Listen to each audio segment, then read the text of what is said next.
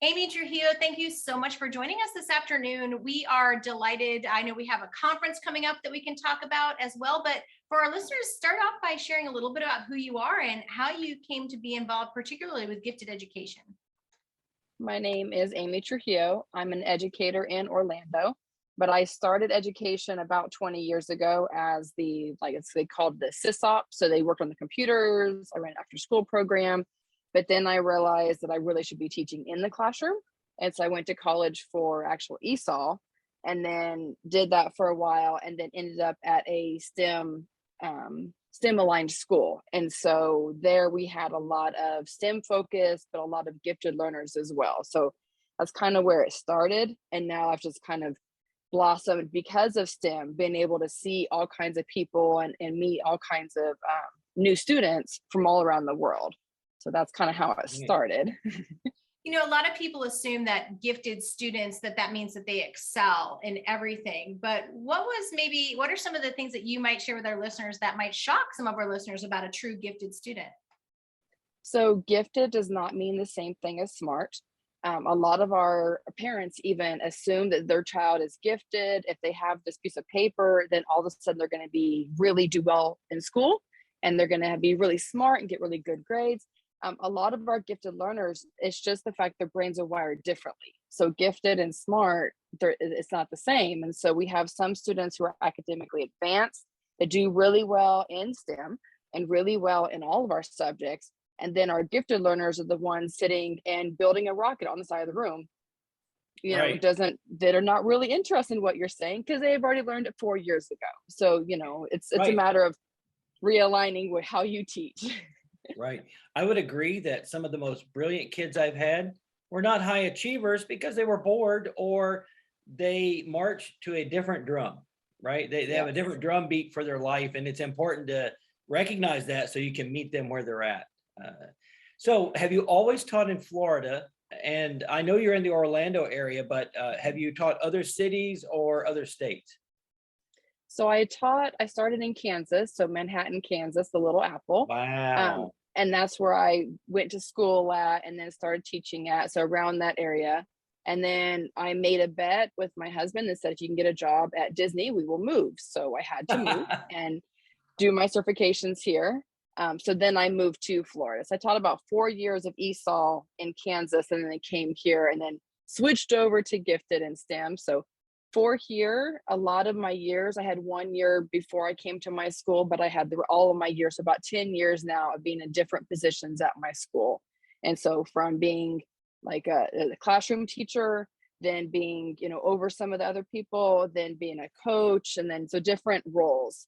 But it still kind of goes back to the kids and then providing opportunities for our students, whether it's inside or outside the classroom. Right. Now, in your 20 years, you've seen a lot of change in the classroom or in education in general.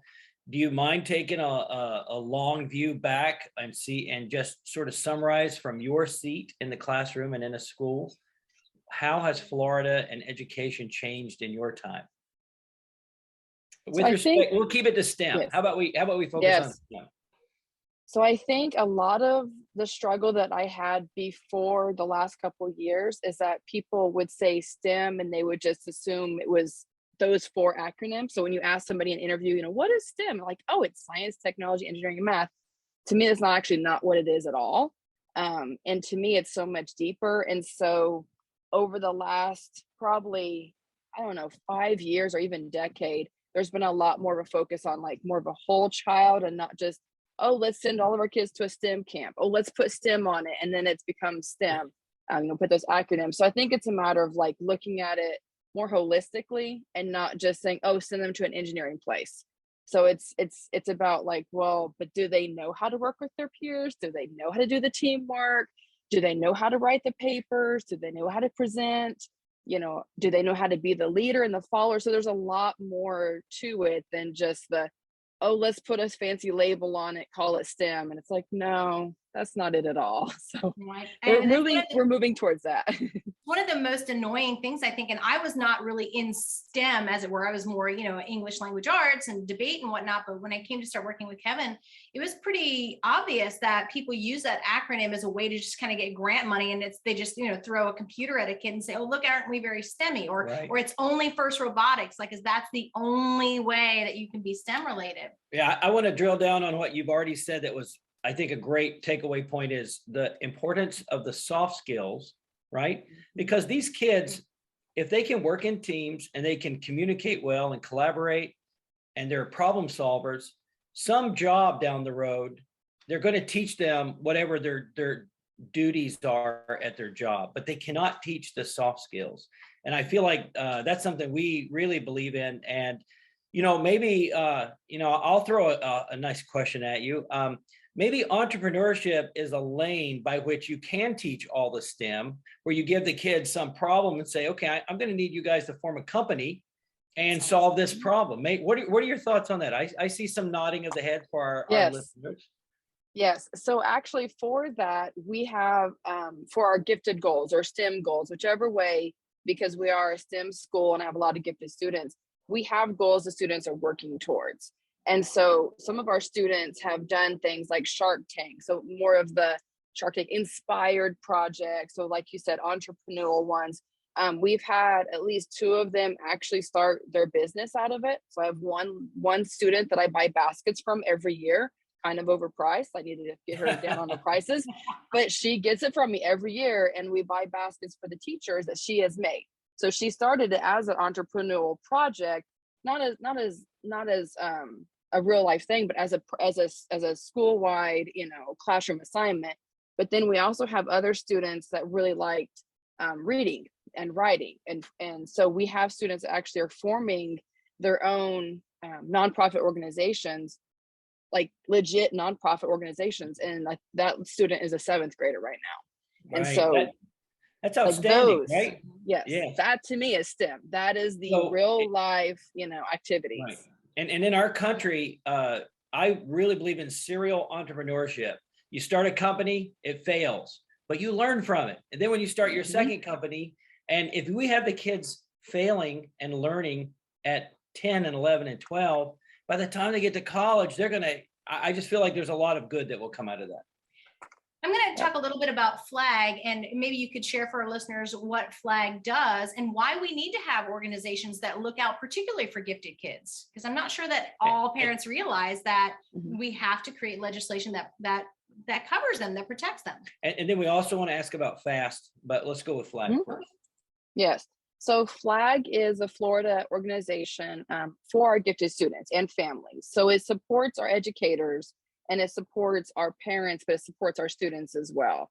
And so the good thing with FLAG is that sometimes we have full out conferences for everyone to come, but then sometimes we are trying to build up our students by recognizing what they're doing. And so we have lots of awards and grants for them. So it's like recognizing from 3rd through 6th grade that we are saying, what are you doing? Are you building your portfolio or your resume or whatever right now? As a good person, as a leader, you're involved with things, and not just saying, well, yeah, I just no, what are we doing to make the world a better place? And then we also are recognizing teachers and maybe even counselors that are doing more of the SEL part of it, because with our gifted students, a lot of our gifted students, they have many things happening in their brains at the same time. And they feel very deeply. So they have a lot of, right now, our world that we're living in, there's so many things happening that it affects their heart and their souls. And so it's like, okay, now we have to make sure we're doing the math and science, but also they're worried about their neighbors not having food. They're worried about whatever it is in the world. And it's like, they're worried about a thunderstorm. And it's like, oh, so there's a whole picture that you have to look at. And so organizations like FLAG kind of make sure that our parents are supported, they feel heard and supported, and the educators, but then make the students as well. I feel like you also point them to resources as well. Yes. And full disclosure, we are members of FLAG, and we obviously support you and this role, very important role. We know the annual conference is coming up in March. and this year it will be virtual. And we're very grateful that some of our students will be presenting some of their work with respect to aerospace. I think Dr. Knowles is presenting too. We actually know Dr. Liz Knowles, she just reached out recently. She too is presenting this year, so she's excited for that. I want to go back a little bit to legislation and why. I'm not sure how does FLAG advocate at the state level for gifted policies, and I guess what my thought is that there's so many people who assume that, oh, we can just give a gifted kid extra work. And that's really not what we're supposed to do with gifted kids. So why do we need legislation that kind of ensures that they're being taught well? So in our state, and then actually in many states, FLAG or gifted is not FLAG, but gifted is under the like exceptional learners. And so on the bell curve, you have students that have extreme needs on both sides of the bell curve. All of our students need to be supported, but we need to make sure we provide resources for both ends of the spectrum. And sometimes our kids are at both ends. They have dual exceptionalities. And so gifted is an exceptionality that needs support. So we need training, we need PD, we need, make sure that our students are actually being served. So just like somebody with a learning disability or a physical disability, you wouldn't expect them to just do well with no resources. Is the same thing for gifted. And so we do advocate for ourselves and for our students. In the past, we have gone up there to Tallahassee and done like a whole gifted day. And so we are trying to make sure very carefully though too, that that gifted is part of exceptionalities. Like we need to make sure this is still funded. We need to make sure that we're still treating this like everything else, that we're still supporting them. Absolutely. I feel like for our listeners that may not be in Florida, there's a big tug of war now between local authority and state level authority. And I think a lot of little towns, I think about Key West, they didn't want large cruise ships coming in because they were screwing up the environment.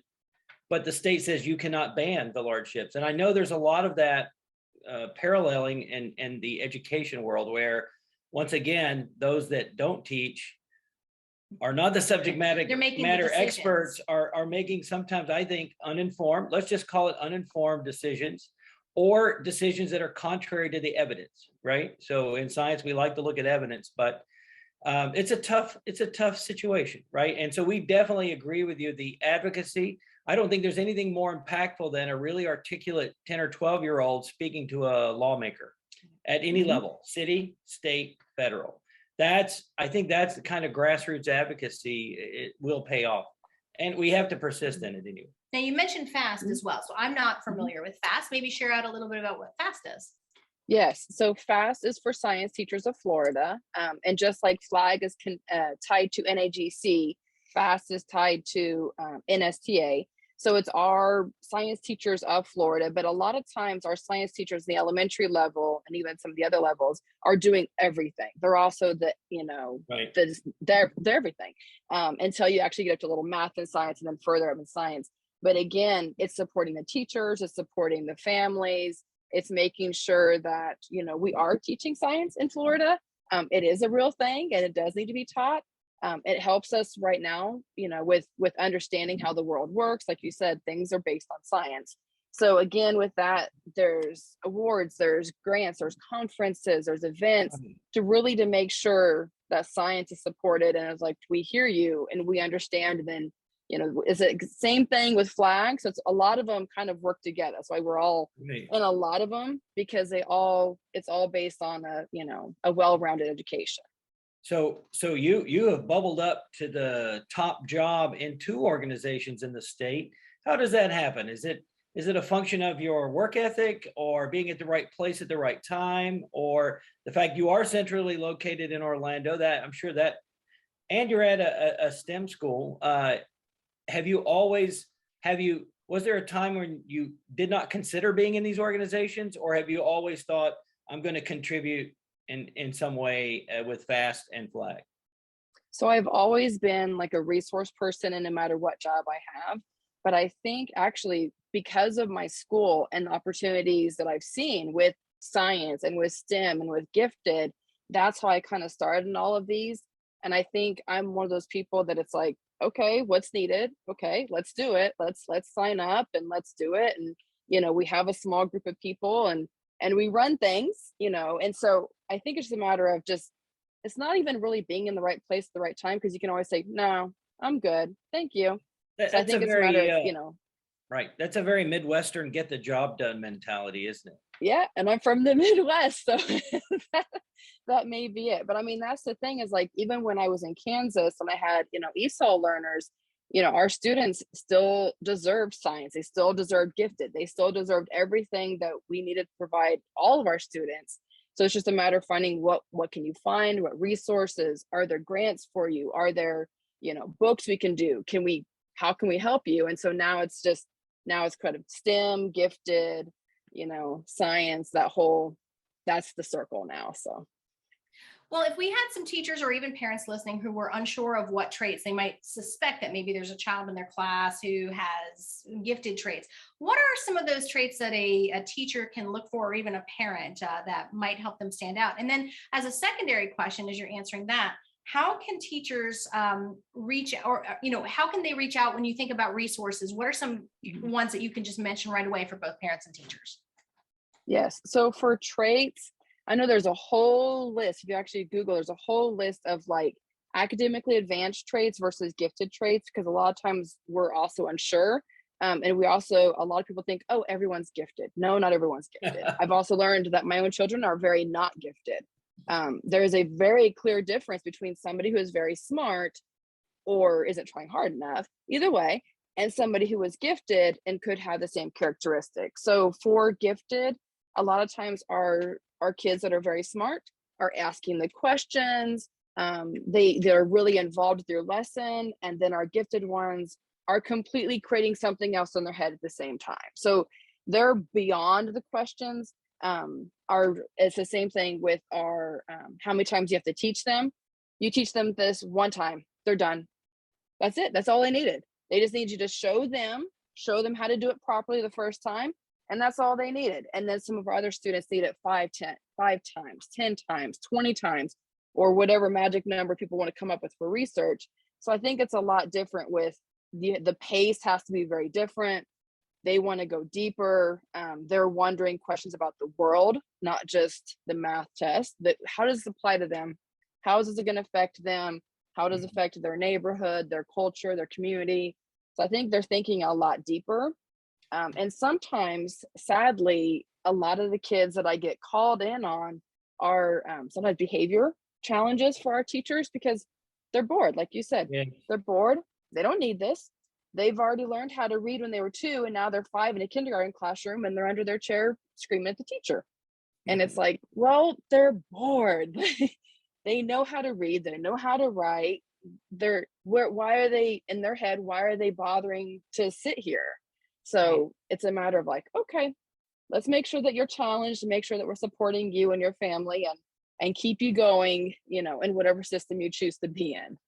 And that's where those resources, I think, are going to be important, because if I'm a teacher, let's say I'm a relatively new teacher, and I see that I have one of those children, how do I differentiate in a way that's going to be meaningful for that gifted child, but is also going to be meeting the needs of the other student in the class? So if you were to name some of what you think are the top, references, or something that a new teacher or even a parent who's dealing with a child to look to, what would you suggest that where they first check it out? So obviously the Florida program, so Florida Gifted, so FLAG. There is a Facebook, there is Instagram, Twitter, we have a website. So between all of those, between which ones people are interested in, we do post items there. Also SENG, SENG, is about the social and emotional needs of the students. So there's articles, there's conferences. I mean, it's incredibly in depth. And then of course, NAGC is a big national one. And so there's a lot of books, there's a lot of articles, a lot of research that would help, but also just their county people, find out who is the gifted people in their county. Is it being advocated for? Is their child's needs being met? And actually reaching out to the county, because each county and each state is going to be different on how they run gifted, what the expectations are, but knowing those people and reaching out to them. Right. And for our listeners, you said NAGC, National Association of Gifted Children, or for gifted children? Yes. Good. Yes. I've often heard that, the gifted child becomes the gifted adult. do we have these kinds of policies or resources in play once somebody hits, say, high school? And because I always felt like my child was in a gifted program when she was younger, but when she got to high school, they didn't have it anymore. So I'm just always wondered about how that works when you go off to college. Yes. So that's the difficult part, is that we have gifted plans for our students. And once you are gifted, you never lose your giftedness. It never goes away. Sometimes the people that I work with as adults, I can tell, I'm like, you have some of those gifted characteristics. I see those tendencies. Let's make sure that I'm being patient and meeting those, because I understand as the children coming to me, but as adults, they're very passionate. But the sad thing with education is that we have them for like elementary school. They have all their plans together. But then when you get to middle school, high school, it's not really based on giftedness. It's based on your academics. And so they go into the higher math class or the higher science class. But again, not all of our gifted students like STEM at all. So there are writers, there are artists. Yes. They could care less about the science class. And so then they're not being maybe challenged or being pushed, because like, oh, our gifted students are in this. No, our gifted doesn't mean science and math. Gifted means their brain is wired differently, and they may be in ballet or they may be in something different. So, and then once they get to college, it seems like, nope, you're all good. So, I mean, I think it's a matter of like the gifted goals of Florida, at least, have about 7 to 8 goals, about 7 goals, that we're trying to make sure that they're leaders, they know how to work in a group, they know how to ask the questions, find the resources, because when they do graduate, we're hoping they're able to do all those life skills, all those soft skills, so they would be successful in whatever they chose to go to. Right. I've actually had some kids, and I believe they are gifted, but they coasted for a number of years, sort of under the radar. And you get to a certain level where the answer may not just appear in your head. And if you have bad study skills, right, or you don't have you didn't learn to write your math problems out and solve them in a certain, with multi-steps, then that actually puts the student at a negative, because they coasted for so long, it didn't even have to pay attention. I think is also the case too, that they're so used to things coming naturally to Yes. them, so that when it does get hard, that was the case for, my daughter, at least by the time she went to high school, everything had come so easily. So she was just like, oh, well, now it's harder. I must not go into biology now, because I have to actually work at it. So it's an interesting shift. And I wonder if employers in general, as we're talking about the adult gifted child, who goes into the workforce, I wonder if they are aware, if there are any kind of PD for employers to realize, like, did you remember your employers are acting, or your employees are acting a certain way because, well, they're gifted or exceptional. Yes. So I haven't seen that. I would really like to see that, or, work with that. But that would be very helpful, because I think a lot of times as adults, you're working together, people are very quick to say, oh, put a label on it, but they never really think about the gifted label, because it shares a lot of the same characteristics.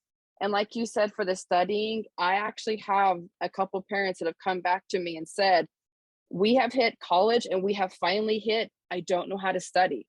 I've never learned how to note-taking skills. I've never learned how to actually study and work on it, because things just came easy to me. That's one of the skills that we try to build, like in the elementary level, middle school level, of like how to do research. They're like, what? I'm like, yeah, no. How to actually take notes, how to cite your sources, how to defend yourself and speak up and use evidence, because those are skills that you have to know for everything. And it teaches resiliency too, like the idea that, okay, I'm going to try again. I'm going to have to do this 5 times and I'm going to still but that's learning. And it's actually more realistic, I think, as to what they're going to see in the real world. And it's the whole child, right? It's the whole child. I saw one article about employers have to start considering, and they use the word neurotypical, right? Because let's be honest, a lot of we both have gifted endorsements, and I'm sure you do too. And kids often that are gifted are on the spectrum somewhere, right? So those are mentioned twice, exceptional kids. And I think employers who want the really brightest and best to be in their companies, they need to figure out a way to embrace those that are not neurotypical, right? I guess that would be atypical or aneurotypical. Yes, or not neurodivergent.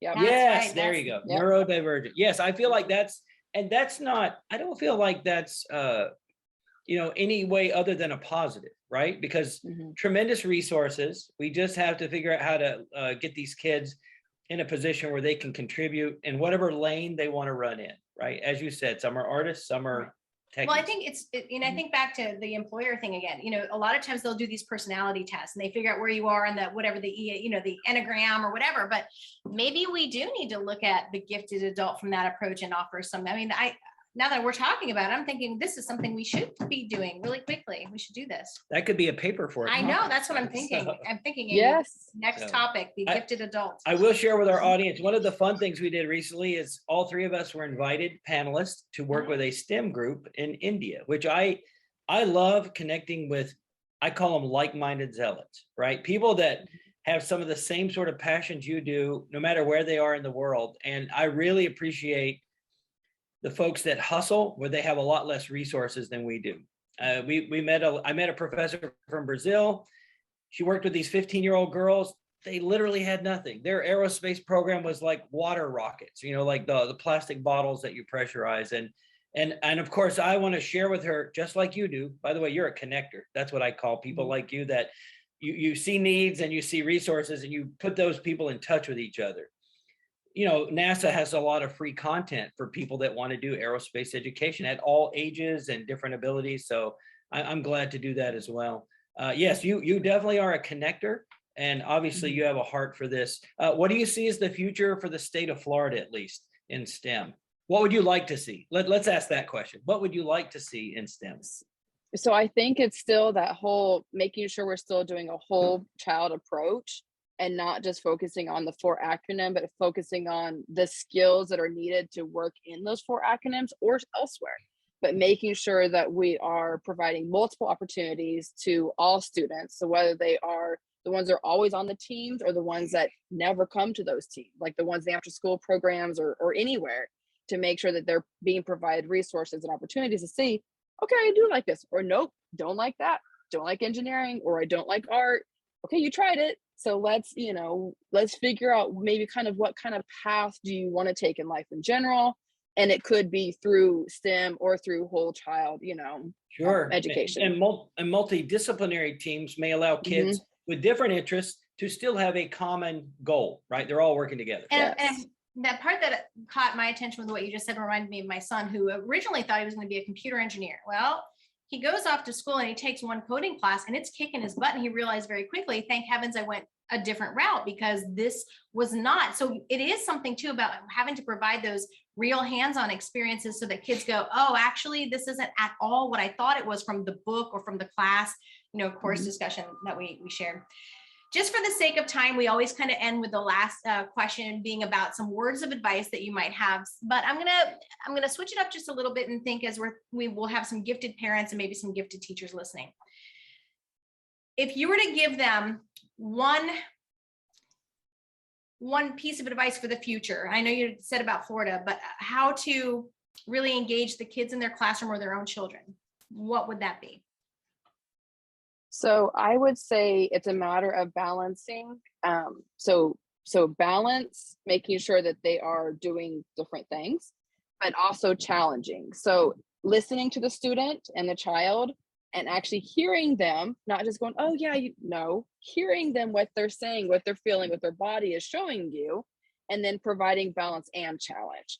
So not just, oh, competition, like let's make sure that we're not stressing people out, that we're providing opportunities, but it's balancing and challenging. And it's not always about winning. Well, it makes me think too, like they say that gifted parents often have gifted children, right? So somewhere along the line, I imagine it's very difficult for some of those gifted parents to realize that their gifted child might be actually different than what they would have done. And so actually letting their child be different. Yes. A child of 2 doctors who feels a lot of pressure to be the best in their class, that's a child who's feeling a lot of pressure from home. But great advice. We really enjoyed our time with you today. Thank you so much. I think we might have to have you come back in a few months or next year also and make this sort of a continuing theme. Maybe we could make a series and as I look forward to, we look forward to continuing to collaborate with you on a number of projects. So I want to thank you for being with us today. Thanks so much. And we'll see you again thank you. soon. Yes. All right. Thank you. Thank you.